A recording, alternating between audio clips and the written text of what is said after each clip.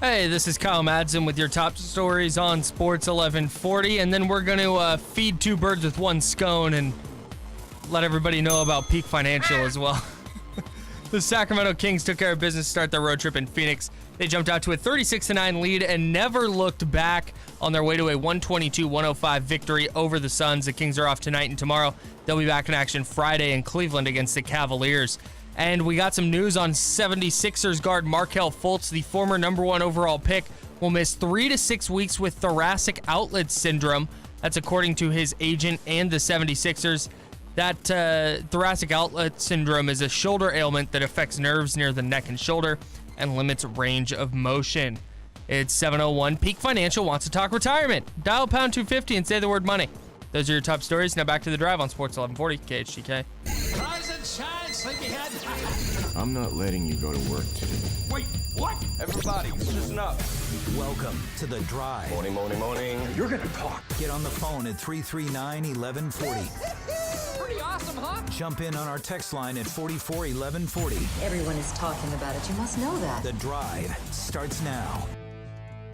Scott Bear coming up on the Fire Wings hotline at 8:05. We're going to get into the Kings right now and at 7:35 with 4 down territory sandwiched in. But a quick football note. Somebody on the text line, we were talking about Kelvin Benjamin and the fact that he catches about 50% of the balls that have been thrown to him, and he's now been released by the Bills, partly because of that. So somebody on the text line said, how does this compare to Jerry Rice, for example? I need some context, and we're here for you. Ask and you shall receive. I'm now looking at Jerry Rice's lifetime catch and receive. So let me go back. Remember, Kyle, Kelvin Benjamin released by the Bills. Part of the reason he was released was because, well, work ethic, out of shape, doesn't catch balls, blah, blah, blah. Kelvin Benjamin lifetime has caught 207 passes on 404 targets. That's right near 50%, right? Jerry Rice caught 1,549 balls out of 1,640 targets. 1,549 out of 1,640. Now, I'm no math whiz, but I think that's well above 50%. Okay, because there's people furiously texting this right now. Mm-hmm. He had Hall of Fame quarterbacks. Sure, yes, he did. Steve Young, one of the most accurate passers of all time. West Coast offense, yeah. Totally get it. And we stood up for Kelvin Benjamin a little bit and said he's had, for the most part, crappy quarterbacks. Still. Also, one basketball note before we get to the Kings. Have you watched... Who's a good just replacement level receiver? Wayne Crabett. I'm going to look up Wayne Crabett's catch rate. Do you want to go down this rabbit hole? Yeah. Are you aware of DeAndre Jordan's historical struggle with free throws?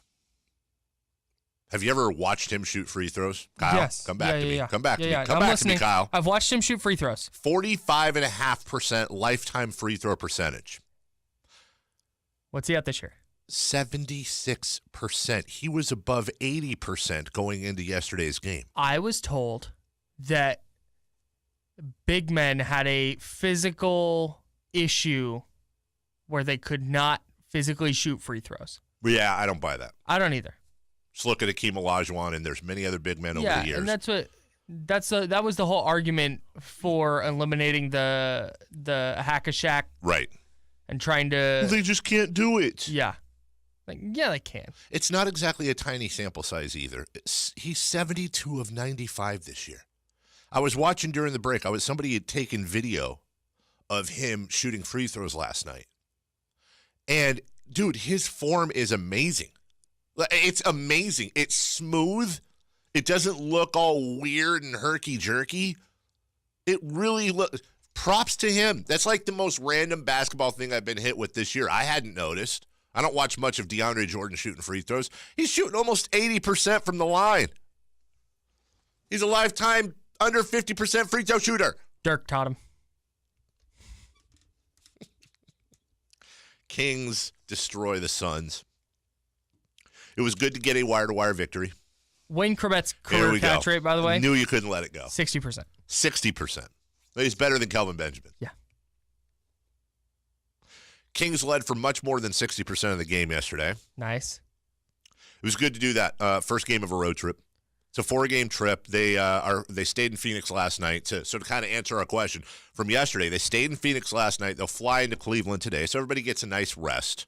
I don't know if they're doing a walkthrough or practice or anything today. Then they will fly to Cleveland, get in there today, have plenty of time to acclimate. No off today, off tomorrow, don't play until Friday. I hate this as a fan. I would like to see them play tomorrow, but it's fine. It'll all catch up in the end. This is part of that I think what we're feeling is part of that NBA spacing on games. Yeah. This is what that is. What it is. That's fine. I think we talked about yesterday the importance of starting this road trip for the Kings with a win, and B with just like a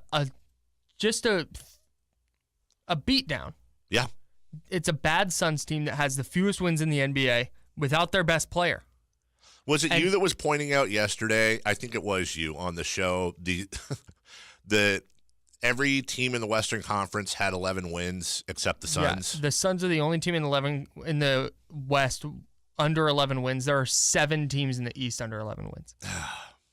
It's amazing. I think I haven't confirmed this, but I think like 13 teams in the West would be in the playoffs in the East. I can tell you this much right now: the San Antonio Spurs, who got they've lost 3 games. I have cold hard facts on that. They've been getting beat a lot lately by a lot of points. What I don't have down is I think what you were going to say. They've lost 3 games this week. This week by 30. Do you have the Popovich note?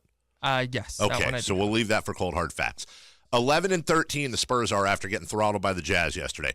11-13 would be good for a half game behind the Hornets for the 8 seed in the East, and the Spurs are the Suns are the only team. The Spurs are the worst team in the Western Conference other than the Phoenix Suns, who have 4 wins. And they'd be a half game out of There would be a playoffs in the half East. game out of the playoffs. For example, the Kings right now are 12-11. They would be They're a half game out. the Kings. Yeah. The Kings are a half game out in the West. Oh, right, But the okay. Kings would be 1 game behind the Celtics for the 6th seed. They'd be firmly in the 7th seed right now. Hey, if I told you before this season that, so we're doing a show in August, and I say, hey, on December 5th, the Kings are going to be a half game behind the Celtics. Knowing you, that would mean that the Kings weren't very good, so the Celtics would be... That would be like Gordon Hayward crashed into Kyrie Irving and they rolled into Al Horford. Okay, so that was going to be what would you think happened to the Celtics? I would think there would be like a triple injury to like their 3 best players, and if some fluky thing. It would not be, the Kings must be really good. I'll throw it back at you. If I had told you on December 5th that the Sacramento Kings would be ahead of the Timberwolves, Jazz, Pelicans, Rockets, and Spurs, think about this. There are currently 7 teams. Well, there will always be 7 teams. I've got 7 teams in the West that are not in the playoffs right now, and that includes the Sacramento Kings. 6 teams other than the Kings in the West are not in the playoffs. 5 of those 6 were in the playoffs in the Western Conference last year. So I would have chalked it up to a combination of, okay, so the Spurs the DeMar DeRozan thing isn't working out, which is kind of what's going on. I would have said the Kings made some trade that got them like a Jimmy Butler or something like that, and then everybody else kind of took a little bit of a step up, and Jimmy Butler just kind of took them over the top, and they got crazy hot to start the year. That would have been the scenario where I saw that happening. Kyle, I fully expect this to even out. You don't ever see this anymore, especially, and the NBA is not like baseball or football, especially football, where you can have random team. The Clippers being in for Denver. I keep waiting for everyone to make their move. But let me tell you something about these Sacramento Kings. 1, I'm counting this out loud. 2, 3, 4, 5, 6. Well, it's not that impressive when I look at it. But last year, this is weird. I wouldn't have guessed this.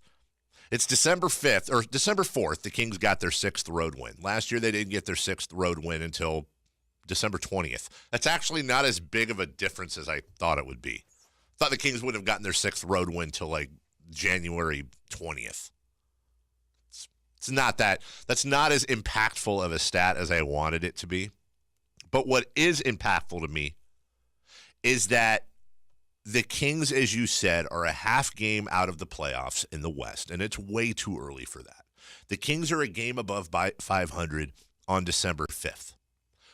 Going into last night's game, the Kings had played the second toughest schedule in the NBA behind only Phoenix of all teams. Last night, you had two teams playing each other with the top two toughest schedules by record of anyone in the NBA. And after playing Phoenix, worst team in the NBA, the Kings right now have the fourth.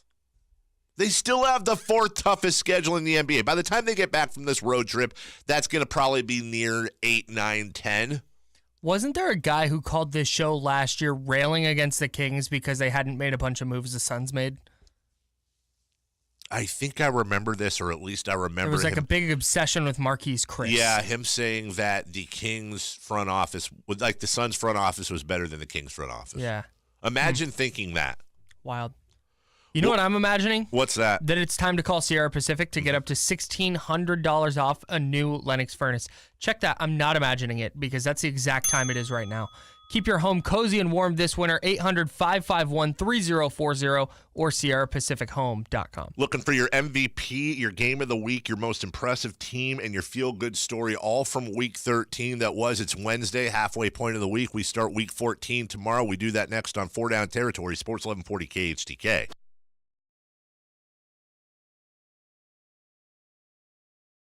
4 Down Territory, brought to you by Fire Wings. 21 different flavors to choose from. Firewings.com. Just wing it. Kyle Madson, question number 1.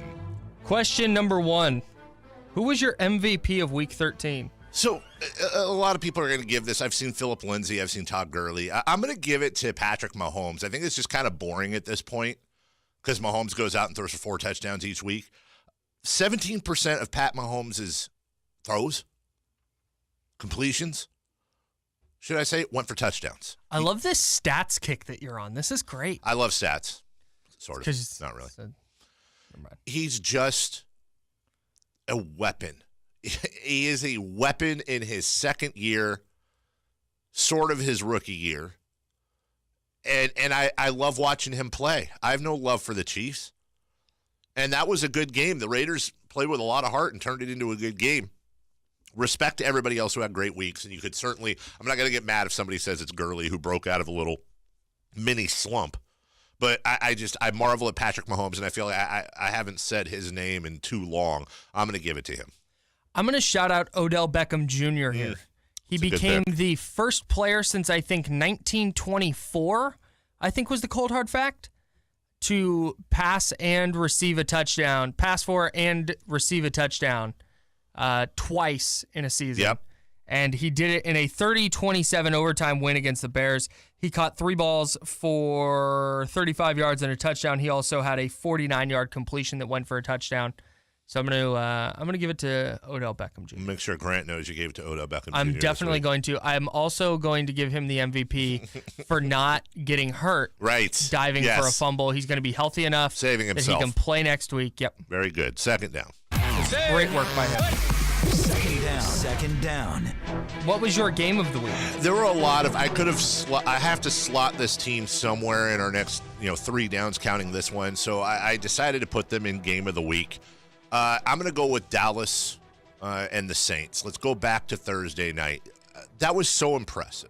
A really good game. I love bagging on the Cowboys because I can't stand them and 90% of their fans. But credit where credit is absolutely due. I think you're getting the wrong question. It's fine. I'm on the wrong question. You're talking about game of the week, right? Yep. Yeah, no. I'm saying that was my game of the week. Oh, okay. I said I could have flip-flopped Dallas into either of these next 2 downs is what I'm saying. But I had to put them somewhere, and I've got other teams I want to put in there.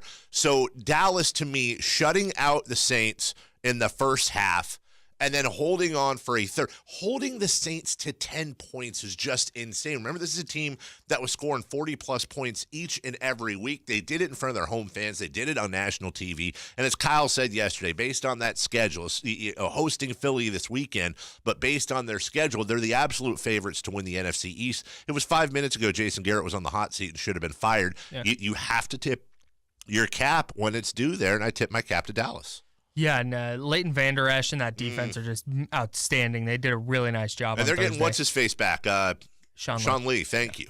My game of the week was definitely the Sunday night game, the Chargers and Steelers. The NFL botched a couple of Sunday night flexes, but this one was outstanding. The Chargers, when the Chiefs, when the Steelers scored with, let me see, I got it in my notes here, 17 seconds left in the first half to go up 23-7, it was over. And it was the Chargers couldn't move the ball. They couldn't stop the Steelers. And then they go on a 26-7 run to close the game and ate up the final 4-10 after the Steelers tied it to kick the game-winning field goal. And shout out to Michael Badgley for making a field goal. Michael Badgley, no relation to Marvin. Right. Let's not get into the whole Luka thing, please. No, okay. So Luka would not have made that. Luka Dalsic of the Bears. All right, you stole some of my thunder for a future down, but I agree with you 100%. Third down. Third down. Well, you stole some of mine for a future down. So, hey, well, who's your most impressive team of the week? Again, here's a team I could have put in a couple different slots. This is kind of an overall award to them. We can't keep having these awards and not put the Houston Texans in there. And sure, they played the Browns, but the Browns are not last year's Browns. The Browns have been impressive at times.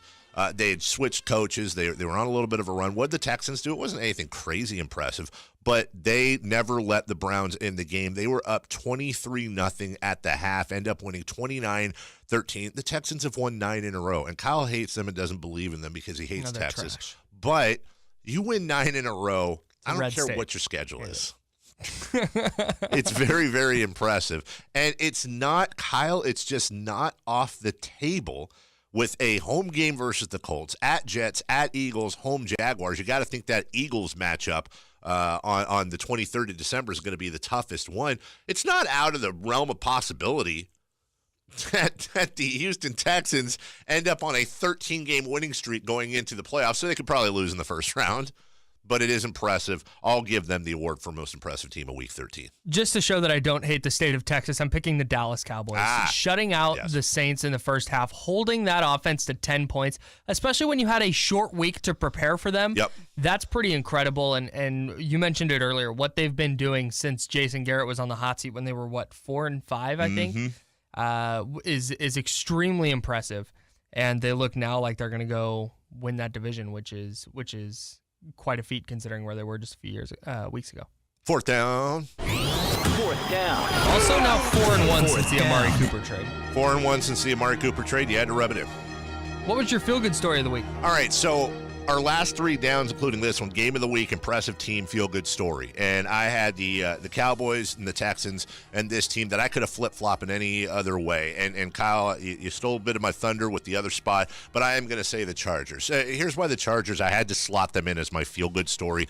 Everything you said about them being completely out of it in the first half at Heinz Field against a Pittsburgh team that was starting to look very Steelery. You know what I'm talking about? They go back and forth a little bit throughout the year, and then they start to hone in on the playoffs, and before you know it, they're in the AFC Championship game. But here's the thing. After the game, we're watching the post-game interview, and it's Phillip Rivers. And Phillip Rivers, remember, just tied the NFL record, 25-25 last week, tied Ryan Tannehill's record. So my wife's watching, and we're watching him talk, and my wife goes, I don't like Phillip Rivers. I say, why? And she goes, he just kind of has a stupid face. My wife has a very direct way. She is. That's spot on. You know what I said? I said, you know what? I'm going to stand in front of. I'm standing with Phil Rivers here. Say she probably prefers that you stand in front of him. Here's a guy. Here's a guy. Here's what he's done. He's had 27 kids. 9. He's deep with his faith. I'm not a religious guy, but I respect people that have a moral code. He never gets in trouble. Where's bolo ties? Yes, he has that kind of Cutler-esque look on his face, like he just smelled a fart or something like that all the time. But he's a great quarterback. And by the way, Kyle, the Chargers have the worst situation of maybe any team in sports not named Oakland Raiders. But by the way, the Raiders, they have better home support than the Chargers have in Los Angeles. Mm-hmm. But look at the Chargers. All the Chargers are doing is winning ball games and putting themselves in contention. So that, to me, that's a team I'm very kind of quietly rooting for, not just for them, but for the Charger fans as well. All four of them. I've got a couple here, but I'm going to pick Lamar Jackson and the Ravens. Okay. The Ravens looked pretty dead in the water. They were 4-5.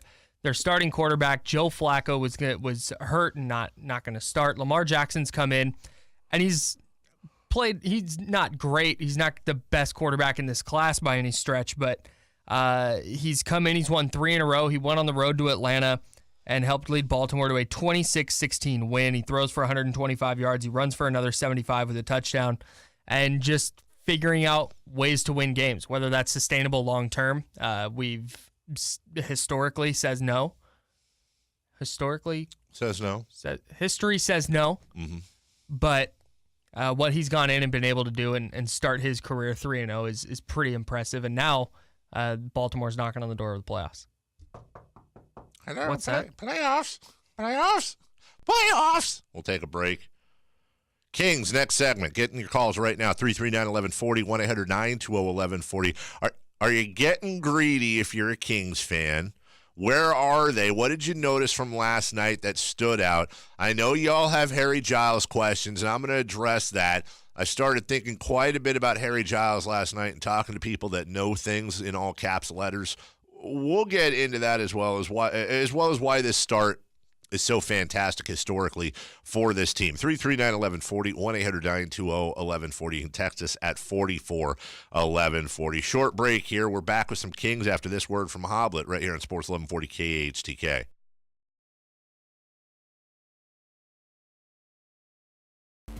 That was a lot. What just happened? This is Kyle Madson with your top stories on Sports 1140. The Sacramento Kings begin their road trip with a bang in Phoenix, jumping out to a 36-9 first quarter lead and eventually going on to win 122-105 over the worst team in the West. Sacramento is off tonight and tomorrow. They'll be back in action Friday in Cleveland against the Cavaliers. And we finally got some answers on 76ers guard Markelle Fultz, the former number 1 overall pick, has thoracic outlet syndrome. That's according to the 76ers and his agent. That's a shoulder ailment that affects nerves near the back of the neck and shoulder and limits range of motion. He is expected to miss 3 to 6 weeks. It's 7:33. Peak Financial wants to talk retirement. Dial pound 250 and say the word money. There's your top stories. Now back to the drive on Sports 1140 KHTK. Sports 1140 KHTK. Money. It's The Drive on Sports 1140 KHTK. We want more money. You know, the problem, Kyle, sometimes when I ask the audience to send in or call in with their Kings questions is they do. From the Jiffy Lube text line, and I'm sure Jiffy Lube is just stoked at sponsoring the text line when we get texts like this.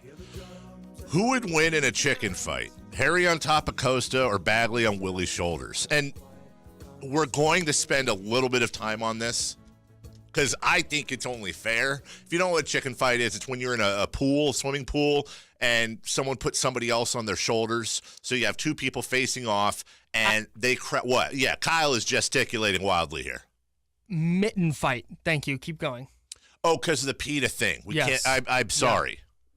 Yeah. No more speciesism. What, a chicken altercation? Yes. Okay. No. We're taking it all the way out. This is a mitten fight. Because I'm a bad mitten. You get on somebody's shoulders in a pool, and you grasp hands with the person across from you who's also on somebody's shoulders, and they try to throw each other off. It's a game of balance, and then the first team to have somebody knocked off the, it's like jousting in a pool, kind of.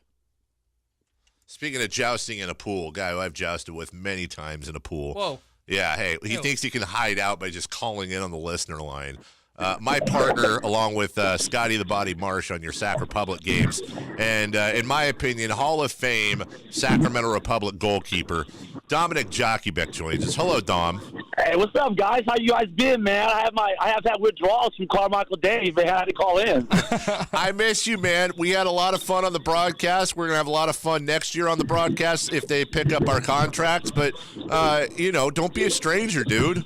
Well, the thing is, though, the last few games, I didn't even know that I was supposed to show up because I didn't even get a phone call from the powers to be, I think you're Dom Jockeybeck, dude. You don't need an invite. You just roll in, grab the headset, and just say, "What's up? Let's call a game." That's you know what? I'm gonna use that from now on. Forget it. No, man. Everything is really good, though, man. Like I said, I haven't talked to you guys for a while, and we're doing a couple things out here that I would like to maybe say on air if you guys don't mind. Of course. Time. December 14th, myself and Chris Wondolowski from the Sounds of the Earthquakes are going to be putting on a fundraiser up in Chico for the victims of the Butte Fire. Okay. I would like to I don't have the information right now, but I would like to text you guys, and maybe you guys could provide the GoFundMe information for the camp and stuff, and all the proceeds are going 100% going all to the victims of the fires. Funny you say that, Dom, and this wasn't planned, but funny you say that because tomorrow on the show, at the end of the show around 8:50, my good friend Scott Moak, who not only is a Kings PA announcer, but also is working and doing great things with the Republic and the community, he's going to join me, and we're going to announce our next Do One Thing World Tour. We're partnering up with the Sac Republic, and I don't want to spoil the announcement, but Dom, we're going to announce tomorrow morning what our next caravan is going to be, what we're going to be asking for. We're going to be helping kids up in Butte County. I think everybody's going to be able to get behind this. So we're doing stuff. Republic's doing stuff. Sounds like your buddy Wando is doing stuff, and we're happy to get all of that out there because even though the fires are contained, the suffering and the recovery is just getting started. So we don't want to forget about it just because it's not on the national news every day. So good on you for bringing that up. Yeah, no problem, guys. I went to Chico State. I did graduate. I'm very happy to admit that. And we're just trying to go back and help the kids out there and stuff. So it's gonna be a big hit. Sac Republic is involved a little bit, but this event really is more kind of put on by the Earthquakes, which is okay though. I'm an Earthquakes fan, and they're a local team. We could maybe like them a little bit, But I know Republic are, like you mentioned, are doing something in the next few days that is just as special for the people up there. So I'll definitely want to get involved with that as well. So. Well, and for Dominic to say that's a huge deal because, number one, Chris Wondolowski with 2 second-half goals. I will not forget this in the U.S. Open Cup. I remember at Avaya Stadium about, 3-4 years ago. Heartbreaker for the Sac Republic, who were up 2-0 at one point. And number two, a lot of people don't know this, but for Dom to say something like that really shows where his heart is because Dom's also the guy when a Republic teammate leaves for another team, Dom unfriends them on Instagram. That's a true story. This is very true, and I just recently befriended Cami Wassa about 6 months ago when he came back. So I'm not joking. I'm very loyal to my soil, man. So if I needed my guys to stick around to win that championship, but unfortunately, we were there, man. Every year we were closing to get another one, man. So I appreciate you guys letting me come on and talk about that a little bit. Maybe I could text you guys the information or email you guys so you guys can be posted on your website or something. Yeah, dude, text me up and come back on the show. We're going to announce stuff tomorrow that we're partnering up with the Republic. We certainly want to get into that with you as well. The more the merrier. Anything helps. And come in and visit us before the season starts, man. Don't be a stranger. Will do. I'll be in touch, guys. Thank you so much. All right, brother. You take care. That's Dom Jockeybeck. Good guy, and you can hear him along with myself and Scott Marsh on the Republic broadcast. And yes, that's I was going to say something about this anyways during this segment. We will be announcing tomorrow at the end of the show, and we've hinted at it a little bit. And we're not trying to be secretive. I mean, this is a benefit, but we just want to make sure we had everything together. All the ducks in the row. Is it all ducks? Okay, I'm sorry. No. We wanted to make sure all of our luck was in a row. Okay. All of our Andrews were in a row. Yep. And we are, and we're definitely going to. Scott Moak's going to come on, and we'll be co-announcing what we're partnering up with the Republic to do. Bottom line is, as I said with Dom, there's a lot of recovery still to come. You're not going to see those fires on national TV. It's not the front page all the time, but the fires are out now. People have to try to put their lives back together, and we want to be as much of a part of that. And I know so many of you do too. And again, I want to move on to Kings, but let me just say, I am so proud of this city and of being a part of this community. It is humbling. I am proud to be a native son of Sacramento. And when I see the outpouring that we saw in our first caravan, when I see the outpouring of support, our sister station, KNCI, and our other stations in our cluster put on a concert the night before last that sold out. They raised over $60,000 for the victims of the Butte fire. And I still get every day, Kyle, tweets, instant messages on Facebook or Instagram, people trying to contact us via social media saying, I still want to help. I've got this. I've got that. We had a guy yesterday drop off $200 in gift cards that we're going to put towards this program that we're doing tomorrow. So thank you so much, especially around the holidays, for doing that one thing. And we're certainly going to do more than just that one thing. And we'll announce that about 25 hours from now with Scott Moak. What were you going to say? Oh, I was just gonna say, like, just because the fires are out doesn't mean people don't still need help. It's just start, dude. It's not. Oh, the fires are out. They can go home now. Like everything is destroyed. And they're trying to put just one thing. They're trying to put over 5,000 kids back to school, and there's no school. Yeah. There's no schools. There's no supplies. There's no nothing. But you got to educate your kids. You got to get them some semblance of a normal life. So we'll get into that again tomorrow. What do we have on there? We'll get to I don't want to go from that to the who would win the chicken fight. We'll do that at the end of the segment. That's a great question, though. It was a wire-to-wire victory last night. Justin Jackson put out some notes on him. I'm not ready to call Justin Jackson an all-star yet. But here's something interesting. I pulled a Kyle Madson and went and did my own stats. Nice, dude. Yeah, I did. I had a calculator and everything. Since November 1st, Justin Jackson is shooting 52.3% from the field and 47% from behind the arc. He's not perfect, and he's still prone to disappear. He's still prone to make mistakes, and every once in a while you see that shot that's wide open for him that would bring the house down or start a run or continue a run. Justin's been a very frustrating player for a lot of Kings fans, and how do I say this in a fair way? We as Kings fans, he's been probably the main focus of a lot of the ire from Kings fans this year and what's been a very good season. Every year we as Kings fans adopt a player that is an unknown or a relative unknown, and that player can do no wrong. Last year it was Scal Labissiere. The Kings would just be better if it was Scal Labissiere. If he was in, if he got some playing time, you got to get Scal time. This year it's Harry Giles. And I'm not saying that's unfounded. I'm just saying that's the case. And every year there's a player that it's the exact opposite. Why is he in the game? He makes me sick. Get him out of there. Somebody else should get the minutes. And that player's been Justin Jackson. All I'm pointing out is that it's Justin Jackson's second year in the league. Justin Jackson's jersey's hanging at North Carolina. He did pretty well at a pretty decent school.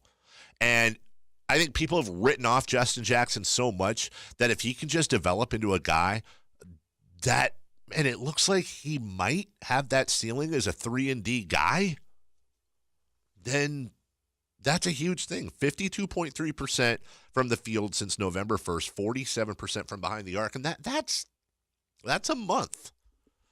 I'm not saying that's going to be the way it is forever, but that's more than just a little 2-game streak. What else do we have here? I want to get to you on the Kings. The last time the Kings were above 500 this late in the year, I think it was 2005, 2006, which was a while ago. 2005, 2006, the Sacramento Kings. That is the last time that they were above 500 this late in the year. I have a fun game to play. They finished, by the way, 44-38 that year, and were the 8th seed in the playoffs. Give me a fun game. I always like fun games. What were you doing this time, December-ish, 2005? Was doing my night show. It was the first year of my night show. Okay. It was the first year of my night show. What was your life like? I was single. I was making $24,000 a year with no benefits. Same. I'm just saying where I was. December 20th, or December 4th, you say? I can tell you, where is it? I can say that 8 days from now was my very first night hosting a radio show. It's funny you bring that up. It was, I will never forget this. I had 104-degree fever. And the guy that used to host the night show, his name was Tim Montemayor, who I'm fine with him now, but was just the biggest ass. He was a bigger ass off the air than he was on the air, and he was an ass on the air, and old school KHTK listeners will know exactly what I'm talking about. We're fine now, but God, he was an ass. I could not stand this guy, and I had to intern and do sports updates for his show. Well, he called our program director, Mike Ramey, that afternoon and said that he was taking a job effective immediately at KMOX in St. Louis. Hey, Goss, you remember Tim? Oh, he can't hear. I saw Steve Goss walking through there. He's gone. Goss, you remember Tim Montemayor, right? Nighttime show? I was just saying how big of a not fan I was of him. Goss, would you believe that it was 13 years ago that he left us in the middle? You remember that? He left in the middle of the afternoon for KMOX in St. Louis? All right, Steve's just nodding at me. I'm not giving him any room to say something. I remember it. I've struggled to forget. See, that's what I was talking about. Goss knows what I'm talking about. I don't have anything personally against him. I also don't have anything personally for him. Yeah, I have nothing personally for him. I said he's mellowed through the years, and we talked through social media a couple times, and he was very gracious and very humble and very complimentary. But back then, I just wanted to punch him in the back of the neck, as did most of Sacramento.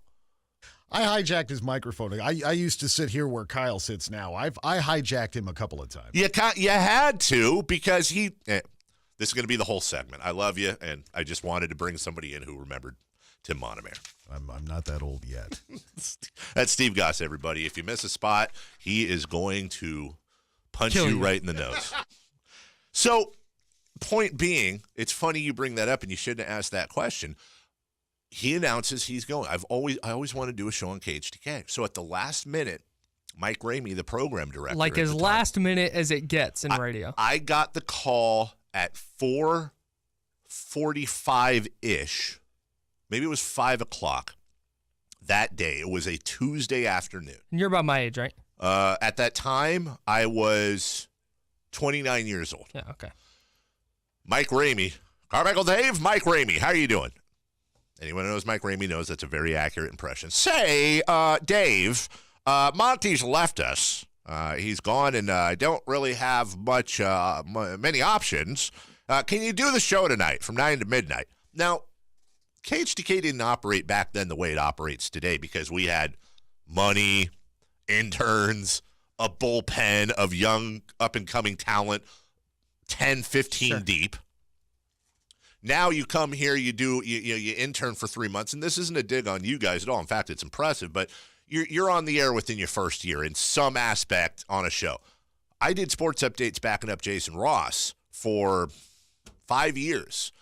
I never got to fill in on a show. Never. The only time I ever got to host a show was when Jim Cozamore's mic went down when he was on the road, and he was filling in for Grant, and I had to vamp for 15 minutes until Coza's connection came back.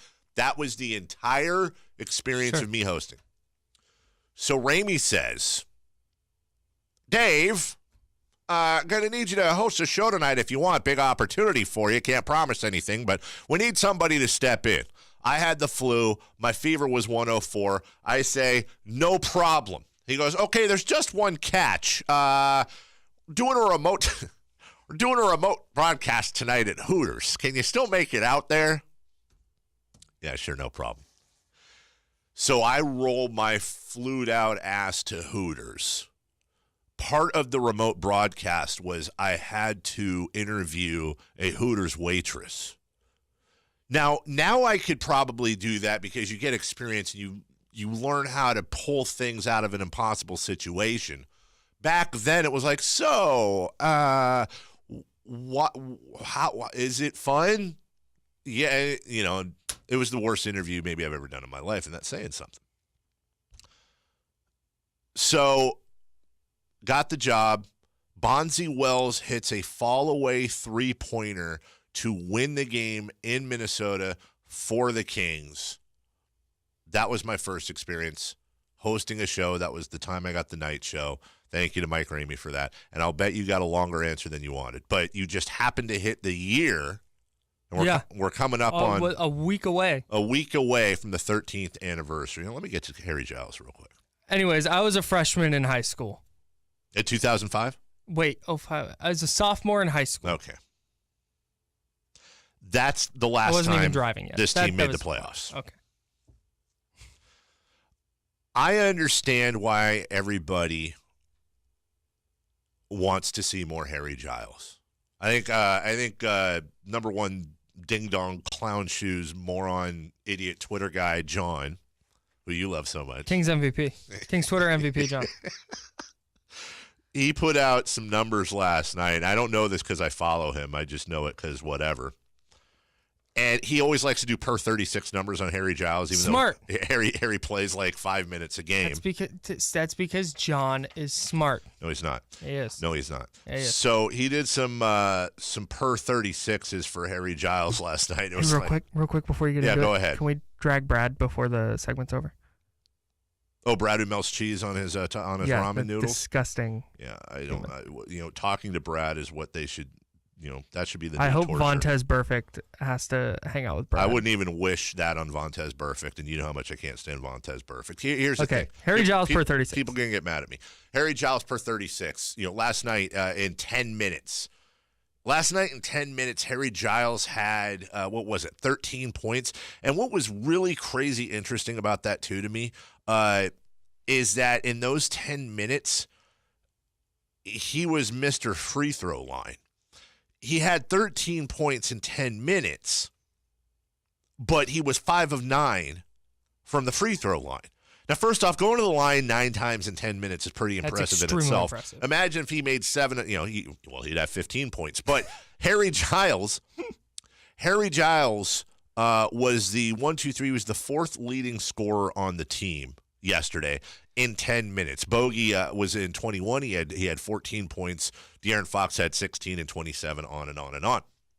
So you look at that and you go, oh my God, we got to play Harry. We got to play Harry. We got to play Harry. Why aren't they playing Harry? This is stupid. Here's what I'd say to that. Number one, Harry Giles also had 3 fouls in 10 minutes.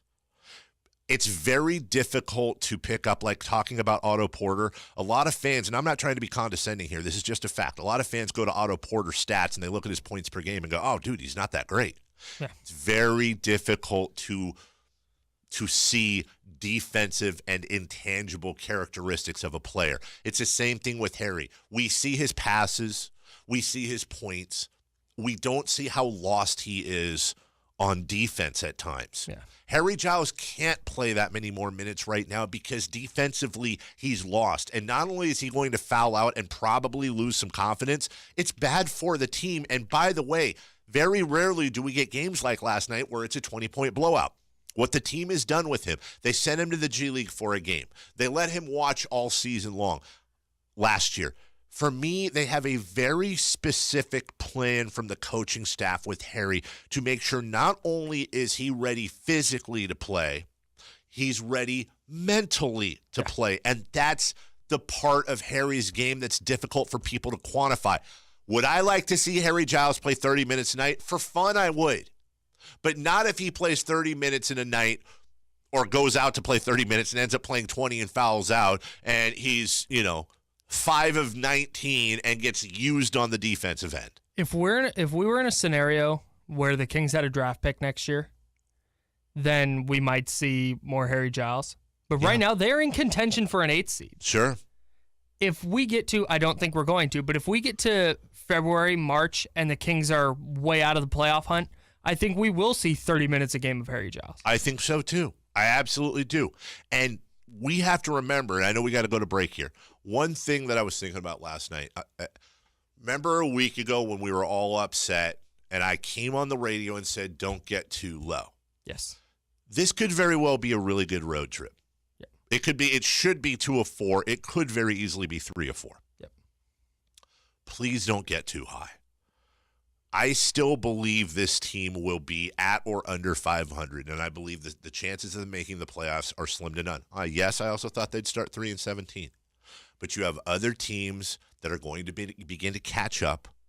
You have other teams that are going to watch film and start to learn. You see this happen with up-and-coming teams every single year. All I'm saying to Kings fans is don't not get excited. Don't be happy. They should be. They're a very good team. You should be ecstatic. But please temper it. And I don't need to tell most Kings fans this who've been through it. Just temper it and prepare for the inevitable letdown. And you know what? If it doesn't happen, pleasant surprise. More of that later on in the show. Scott Bair, NBC Sports California, is going to join us on the Fire Wings hotline. You can get the Nashville Fire Chicken Sandwich this Saturday at the Howe Avenue location for free. First 500 people that show up and show that they follow Fire Wings at Fire Wings CA on Instagram. You're getting a free sandwich. Kyle Madson, before we go to break, you have thoughts? Yeah, it might be time to play Harry Giles, maybe a couple more minutes. But it's definitely time to call Sierra Pacific to get up to $1,600 off a new Lennox furnace. I'll tell you that. Keep your home cozy and warm this winter. 800-551-3040 or SierraPacificHome.com. Hey, kids, what Pacific? Sierra Pacific, Dave. Thank you very much. Scott Bair joins us next. We'll talk a little Raiders and some football with him. Cold Hard Facts with Kyle Madson, brought to you by Coors Light at 8:35. Final hour of the drive next. Sports 1140 KHTK.